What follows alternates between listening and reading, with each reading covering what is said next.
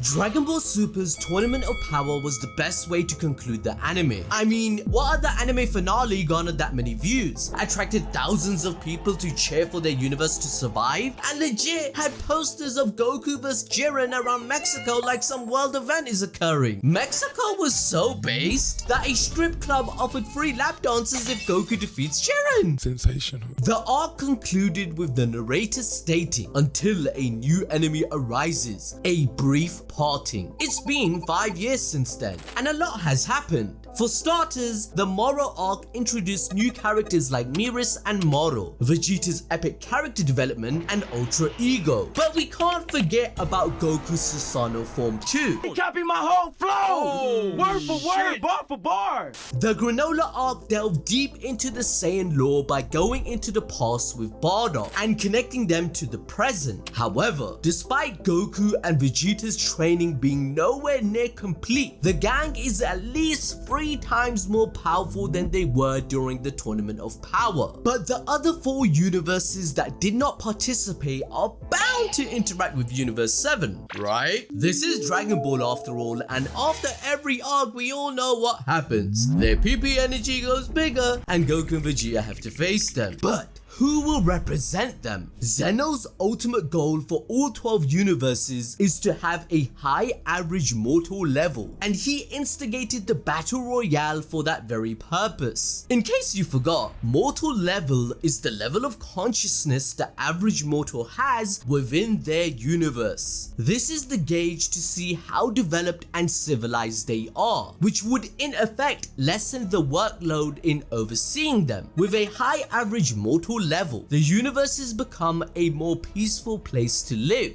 which is exactly what Goasu states in chapter 17. 8 out of 12 universes were deemed too primitive, and Zeno believed it was too many to watch over, so it would be better to erase them and only keep the strongest one. The 4 universes that did not participate, which are 1, 5, 8 and 12, were because their mortal levels were higher than 7, whilst Goku's had just above level 3. So in the case of exempted universes, their average civilizations are smarter and even stronger than the others, thus proving how far Dragon Ball Super's anime can extend to make sure Goku's dream comes true to keep fighting stronger opponents and become the very best. And let's not forget the studio's dream and the mangaka's dream too. That's what it is, guys. With that said, let's take a look at how powerful Team Universe 7 has become for a new tournament that Dragon Ball Super's anime is bound to have. And let's assume all the rules stay the same. Starting off with the first member, Goku. Goku has grown tremendously since his last encounter with Jiren. At that time, he was the second strongest mortal in the universe, barring lower than the Pride Trooper. With his nature of fighting, coupled with the wisdom from Master Roshi, he activated Ultra Instinct for the first time. However, he couldn't stabilize and use it at will because his body and mind wasn't ready. After training with Miris in a room of spirit and time, he's finally able to willfully activate the angelic technique in the battle against the GOAT Moro. But he couldn't land the finishing blow on his own without the help of Oob. He knew at the time that he wasn't able to wield the technique like he wanted to, so Whis defined the Ultra Instinct pecking order in the Granolah arc. Goku is weaker than Miris, Miris is weaker than Whis, and Whis is weaker than the Grand Priest. However, to jump higher in the ladder, Whis told his Saiyan student to stop copying his style and find his own unique version of Ultra Instinct. This is one of the main reasons why Goku hasn't mastered the technique yet. As Whis points out, the angels are a fundamentally different living form, and Goku's Ultra Instinct may not be able to compete with them. And so to improve further, he needs to know who he is and his identity. Luckily for Goku though, his journey of self-actualization comes into fruition. He finds out the truth about his father Bardock, which unlocks his understanding of Saiyan pride. Thanks to this, Goku's power actually increased against Gas, where he decided to include his Saiyan emotions along with his Ultra Instinct. Keep in mind, Granolah had asked the dragon to make him the most powerful in the universe, then Gas superseded him. However, for a short time, Goku had matched Gas, meaning his current power level compared to the Tournament of Power is eclipsed many times over. He and Vegeta fought Broly, Moro, Granolah and Gas, who are confirmed to be stronger than Jiren or anyone in the Tournament of Power. Broly is stated to be the strongest antagonist at that point in time of the film, capable of matching even Beerus. Later on, Goku affirms to Moro in chapter 65 that he hasn't come across anyone as tough as him, meaning that even Moro clears Jiren and Broly. As a result, Toyotaro reinforced this power scaling in an interview confirming it, which is what Whis reiterates in chapter 71 that they are way stronger than their past selves. Currently, Goku is perfecting Ultra Instinct in his base form. He's polishing his skills to be in that state at all times, exactly like Whis and the other angels. His strongest form is Ultra Instinct with the silver hair, which beat the crap out of Moro 7-3, however got one-shotted by full-powered Granolah and Gas. So mastering the Saiyan version of Ultra Instinct has a long way to go. Currently, he would no-diff Jiren, but keep in mind the other universes are much more powerful and everyone has been training just like them. But speaking of training, there is no other person in the universe that does it more than Vegeta, the Prince of Saiyans. Now, Vegeta was deemed second best in Universe 7 by Toppo, and naturally that enraged him. He wants to be on top of the pecking order and always desired to be. The only difference between now and his Saiyan Saga persona is that he aims to do it in a more amicable fashion. In the anime, Vegeta managed to knock out Toppo but was embarrassingly whooped by Jiren's hard blows. Pause. Nevertheless, the prince left the stage in an honorable way by giving whatever energy he had to Goku. The manga, however, shows a similar conclusion but in a different way. Vegeta couldn't stand Goku surpassing him once again, but this time things will be different. Contrary to his rival, Vegeta aims to get stronger through another route. This was highlighted in chapter 51, titled To Each Their Own Plans. In the Moro arc, the Saiyan prince left without warning to planet Yardrat, where he trained to fine-tune his chi and spirit. This proved useful for Vegeta for sending back Moro's stolen chi to its rightful owner, but his training in that department ain't done, as Elder Paibara hinted at more advanced techniques for advanced users, and the prince, he just isn't there yet. Beerus then comes along and shows Vegeta a path that is tailor-made for his core characteristics: Ultra Ego. Let's go!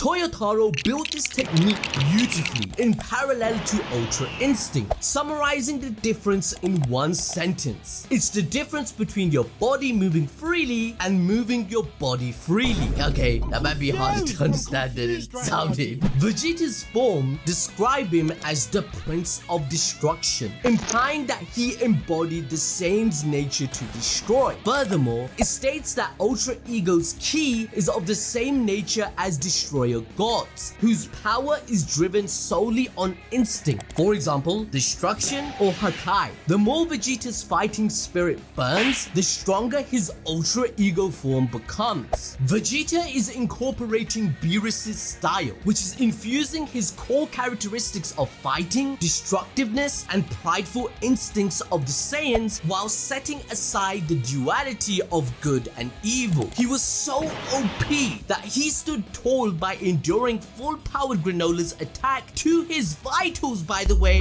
whilst Ultra Instinct Goku was KO'd by a partially powered Granolah. But more impressively, in his evolved ego state, Vegeta was momentarily able to go toe-to-toe with Gas, the strongest in the universe, in chapter 85, stating that this form is still evolving. He was stronger than even Goku in this small fraction of time, triggering Gas's PTSD. Therefore, the Saiyan Prince in his current state can easily beat the likes of Jiren and Toppo during the Tournament of Power. And there's also the fact that I'll explain later on that he has come some sort of sensei to even Broly. However, there's one warrior in Universe 7 who neither he or Goku could be. Enter Black Frieza. Frieza was already known for having hands rated E for everyone, but now with unlocking the power of Black Air Force energy and more drip, he can finally attain his goal of becoming king of the entire universe. The Galactic Overlord, whose ambition is one day to dethrone the Omni King Zeno himself, remains a difficult foe to our heroes till this day. According to Toriyama, Frieza is a mutated life form who possesses an abnormal level of battle power and cruelty. His appearance at the end of the Granolah arc and swooping gas apparently out of nowhere is one of Dragon Ball's most badass and brutal deaths. Despite being Broly and Topple's punching bag in the early arcs, Black Frieza decided to make Goku and Vegeta his, getting the revenge he wanted this entire time, making them his bitch. Frieza proceeds to one-shot both of them in their strongest forms. Think about it, if 4 months of training with a weak soldier can bring him to Super Saiyan Blue level, imagine the boost after 10 years. Lord have mercy, I'm about to bust. A summary article at the Dragon Ball official site confirms Frieza to be the true strongest warrior in the universe without a shadow of doubt, thus fulfilling the Oracle Fish prophecy. Apart from power, Frieza's brain capacity is one of the biggest in the universe. I mean, he doesn't have that big forehead for no reason. This dude literally knew Elek's real intentions 40 years ago and allowed him to play his little game all this time before blowing him into pieces. His manipulative personality can be positive use for Universe 7 survival in the next tournament, just like how he tricked Frost into teaming up with him only to betray him in the end. These sneaky tactics can actually be crucial in winning the tournament. But what if I told you there's another warrior in the team who could match Frieza's potential? Gohan. He's deemed to have more potential than Goku and Vegeta. Gohan, before the Tournament of Power, got a pretty high boost as he forced Goku to unleash his Super Saiyan Blue plus Kaioken. And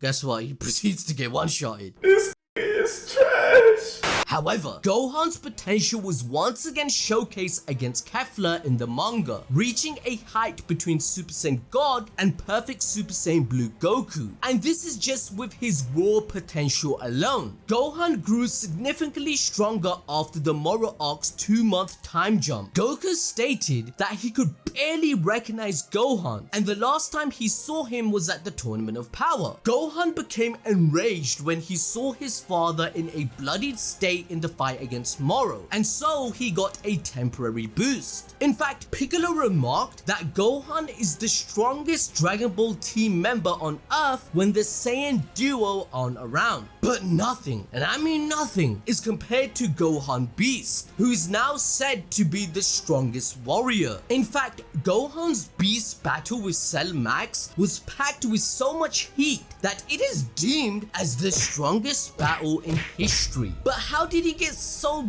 bloody strong in such a short amount of time, bro? See, now that's some bullshit. Yup, Gohan screamed his way into achieving a new form that could be on par with Black Frieza. Don't forget, in the past, he did surpass Goku and Piccolo's combined power level in the Saiyan saga without training even once. Rage, grief, and joy are strong emotions that can translate to incredible power, as stated by Mirrors in chapter 52. However, Saiyans are not that emotionally surcharged because they're a warrior race. According to Toriyama, most Saiyans are cold-hearted and have simple thoughts. Thereby, they are not able to generate that many S cells. That means using emotional triggers to develop massive amount of power, such as Super Saiyan, is extremely rare, as confirmed by the author. Humans, on the other hand, are emotionally charged beings capable of deep love and attachment. When they lose something important to them, their fury and anguish erupt like a volcano, releasing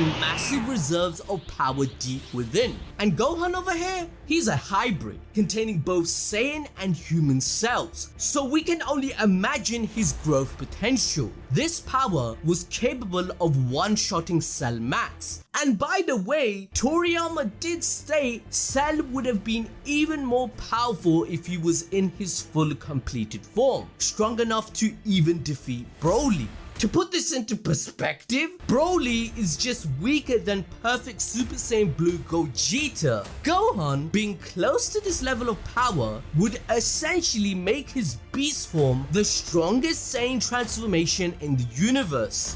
Which links everything together, as every one of these guys can meet the idea of Zeno stating that he wants all universes to reach a higher level of consciousness and mortal level, matching those of other stronger universes, as their growth doesn't have a limit. For example, another warrior whose life turned upside down due to the sheer number of S cells is the Hulk of Dragon Ball, Broly. Gohan Beast has surpassed Goku and Vegeta in power, but Broly has also been confirmed in chapter 93 to surpass them in the past. Broly from Dragon Ball Super is described as a pure Saiyan with a gentle heart, and that's a huge positive aspect in the Saiyan gene pool. The dude's power level when he was born was around 920. The Dragon Ball Super Broly light novel mentions that Prince Vegeta broke all records in Saiyan history by having the highest power level as a baby. Then Broly comes along and smashes it by a wide margin.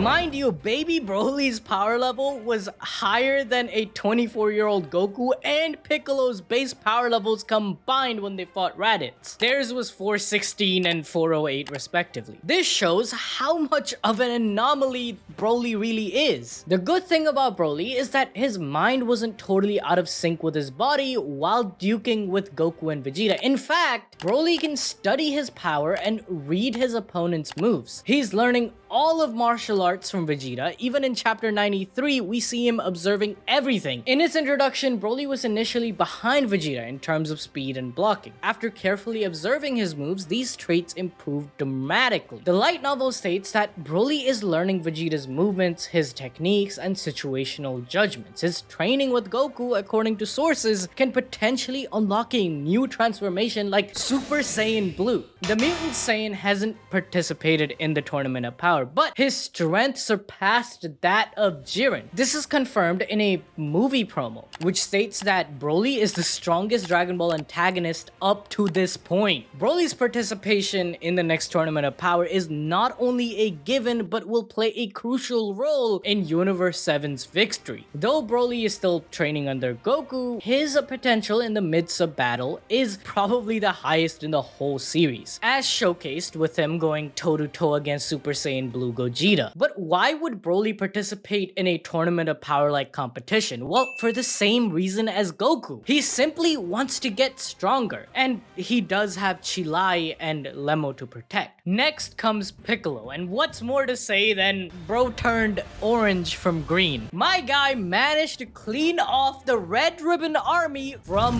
the earth, pulling a Goku on Gamma 1 and 2, making sure Gohan's fighting instincts returned, pushing him to greater heights and aiding him in killing Cell Max. Prior to that, he was getting tossed aside by Gamma 2, but a single punch from Orange Piccolo rendered the android completely motionless. Toriyama states that Piccolo's might is finally in the realm of Goku and Vegeta. Since this movie is a sequel to Broly, he's referring to Goku and Vegeta at the end of the Broly movie. There's a reason why Orange Form Piccolo is the biggest glow up, because he didn't do much in Super, let's be honest. Are you serious right now, bro? Bro was babysitting Pan, and she was likely gonna surpass this man at the age of 3 if he didn't get this glow up. He was an instrument for Vegeta to learn about Frost's weakness in the Universe 6 tournament. He trained Gohan to tip-top shape for the Tournament of Power, but knocked out of the ring by a tiny incident sec, man. Bro keeps getting disrespected. There needs to be some justice. And this justice came in the form of Orange Piccolo, which is a game changer as his new power stems from an almighty wish to unlock his full potential. This means there is so much room for growth. And knowing Piccolo, he will continue to train this form and bring more value to the Tournament of Power than just being Gohan's cheerleader. Piccolo unlocking his potential can also be seen in the same light as Ultimate Gohan's transformation. Old Kai explained that he would release all of Gohan's dormant power. Gohan's exponentially immense innate capabilities needed several more hours than usual. It needed a catalyst to unlock it. Using a wish from the Dragon Balls, Piccolo gains the same power Gohan once did, becoming an ultimate version of himself. In this form, his power overwhelmed Gamma 1 and is able to hold back Cell Max, automatically putting him at Super Saiyan Blue level and beyond. However, instead of killing Gamma, he changes his heart just like Goku had once done for him, which means he will be another participant in the Tournament of Power. Gamma 1 currently works as a security guard for Bulma at Capsule Corp. He will also make a fine addition to the Universe 7 team. Gamma 1 and Gohan share a lot of things in common. They are strong, they possess leadership qualities, and have a strong sense of justice. These qualities will certainly be useful in the tournament, but what sets him apart from the other androids is the fact that he's the strongest alive, suggesting that he's on par with Goku and Vegeta themselves. Gamma 1 was able to overwhelm Super Saiyan Gohan but couldn't beat him in his ultimate form. On the other hand, Gamma 2 is stronger than Piccolo's potential unleashed but weaker than Orange Piccolo. This would make Gamma 1 and 2 strong as perfected Super Saiyan Blue Goku. To reinforce this, Gamma 2's sacrifice dealt a huge blow to Cell Max that made all the difference for Gohan Beast to win. This wouldn't be possible if he was weak. In the end, Gammas were logical enough to switch sides when they realized the truth in the nature of the company they were working for. But there is one character who wasn't prepared to change his mind, even with the overwhelming amount of evidence saying he was wrong, and that is none other than Granolah. Driven by an obsession for revenge, he sought greater power in order to slay the dictator Frieza and avenge his people. He's one of the main characters in the Granolah the Survivor saga. It's in the name, bro. That's his arc. He initially served as a hostile enemy to Goku and Vegeta. He stole the Cerulean Dragon Balls in order to become the greatest warrior in the universe. Following the wish, he rushed Goku and Vegeta in their most powerful forms. He dispatched Ultra Instinct Goku with a single stroke to the critical area. However, once Vegeta intervened and entered his Ultra Ego, Granolah was dominated both physically and emotionally. Granolah wasn't able to draw out his full potential due to the lack of combat experience. Though this deathmatch with Vegeta allowed his movements to gradually grow, becoming more accurate and breaking his limits, this evolved Granolah and turned his left eye red, where he then truly became the mightiest in the universe. Now, it is important to note the parallels between Granolah and Vegeta's character. Out of everyone, Vegeta is literally the only person who can understand what Granolah is going through, right up to the point of his entire race becoming extinct due to their mutual enemy, Frieza. Vegeta was always a victim of his own pride and vengeance, similar to Granolah. The Prince of all Saiyans has first-hand knowledge of how easy it is to become consumed by hatred. This is shown not only between their battle experience, but also experiences of losing their own people. Granolah, much like Vegeta, strived for power to gain freedom from his own hatred and pain. He wants to oppress and enact revenge upon the Saiyan race that once did him dirty. But he isn't solving the core issue within himself, which is love and those you care for. Rather, he is spreading a vicious cycle of hatred, which is known to be a major cause of war and other issues. Similarly, Vegeta had been blaming himself for the sins of the Saiyans, their brutal ways in the past, selling planets, wiping out races. He blamed himself for it all. He saw how the past actions of his race created an innocent boy to lust for revenge due to the pain they caused. Vegeta mentored Granolah so that he could stay off the path that he once was on. So now he has joined the good side and would join the next tournament if requested. Apart from physical might, Granolah's sniping abilities can be very useful in the tournament. With his 2 Sharingan eyes, he can quickly identify his opponent's pressure points and aim to knock them out instantly, just like he did with Goku 3 times. He will be a key asset for Universe 7 now that we have our definitive top 8 contestants for the Universe 7 Dream Team. We have 2 spots remaining. So who do we have remaining that could take those? Majin Buu, Miris, and Android 17. Taking care of the anomalies first, Majin Buu and Miris were deities or deity-like, and the rules of the tournament, as narrated by the Grand Priest, state that gods cannot participate. Is Majin Buu a god? Well, he is and he's not. As you recall in the Moro arc, Buu had recovered the Daikaioshin's memories with the help of the Galactic Patrol medium and is now able to switch places with the former Supreme Kai. Will that be allowed in the tournament? If the Zenos don't mind, then yeah, sure. Who doesn't want to see a big-ass bubblegum fight? And the fact that he goes into sleep mode quite often doesn't make his case any better, as he had been asked before, but bro fell asleep. The other anomaly is the former angel in trainee, Miris. The former in his title is due to him being resurrected as a mortal for breaking the angel code. Currently, he's part of the Galactic Patrol, fueling his ever-growing sense of justice as he cleans the universe by sending bad guys to the galactic prison. But the serious issue at hand is, will the Grand Priest allow a former angel who broke the law participate in the tournament? That's something worth pondering on. That leaves us with Android 17. Much to everyone's surprise, Android 17 was the MVP of the tournament that just happened. He was the 4th strongest fighter in the team, trailing behind Goku, Vegeta, and Frieza. According to Dragon Ball Super's scriptwriter, Toshio Yoshitaka, Android 17 was equal to Gohan in strength, and both were stronger than Frost and Piccolo. His main motivation for joining the team was to wish for a cruise ship, but due to Goku's influence, he instead wished for all the universes that got erased to be brought back, which according to the gods was the right wish to be made. With all that, it is likely he will also participate in the next Tournament of Power. And if you guys want to learn more about the dark horse in the Tournament of Power, then watch this video next.